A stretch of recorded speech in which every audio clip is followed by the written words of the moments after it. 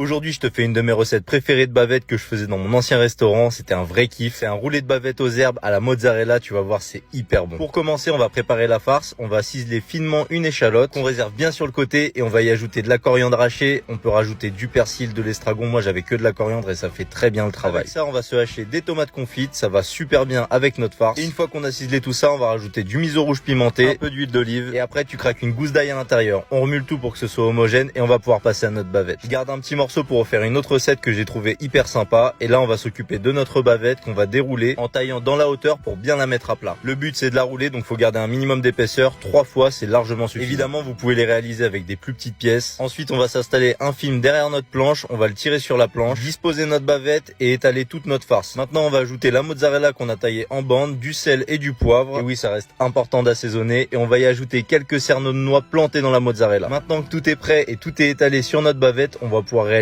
notre ballotine et pour ça on va ramener l'extrémité vers l'intérieur et faire un beau rouleau bien serré. J'en ai fait plusieurs des ballotines sur ma chaîne, tu peux regarder comment on fait, c'est hyper simple. Une fois que c'est fait, on va faire quelques trous pour que l'air s'échappe et la réserver au frigo pendant une dizaine de minutes pour que la ballotine prenne. Et maintenant que c'est pris, on va pouvoir tailler des beaux tronçons qu'on va réserver sur le côté. Là, je vais en tailler que 3, le reste je le mangerai à part plus tard. De toute façon il passera pas plus d'une journée dans le frigo. Et là on va mettre à chauffer une poêle avec de l'huile et du beurre, on mélange le tout et dès que c'est assez chaud, on pose nos ballotines. Avec le film, il y a aucun problème. On n'hésite pas à mettre du sel avant de poser notre viande, ça va créer une belle croûte. Tant que c'est du film alimentaire, ça va juste se rétracter, ça va pas fondre sur la viande. On va pouvoir retourner et dès que c'est snacké des deux côtés, on garde la viande bleue au centre. On arrête le feu, on débarrasse et ensuite on va pouvoir les mettre sur la planche, retirer notre film autour de notre viande. Grâce au film, notre ballotine et nos tronçons ont gardé leur belle forme. On va pouvoir y déposer notre beurre qui ont gardé tous les sucs de la viande et maintenant il reste plus qu'à taper dedans et honnêtement ça fond dans la bouche et gustativement parlant, c'est incroyable. Ça c'est le genre de recette que je pouvais proposer au menu du jour de mon ancien restaurant.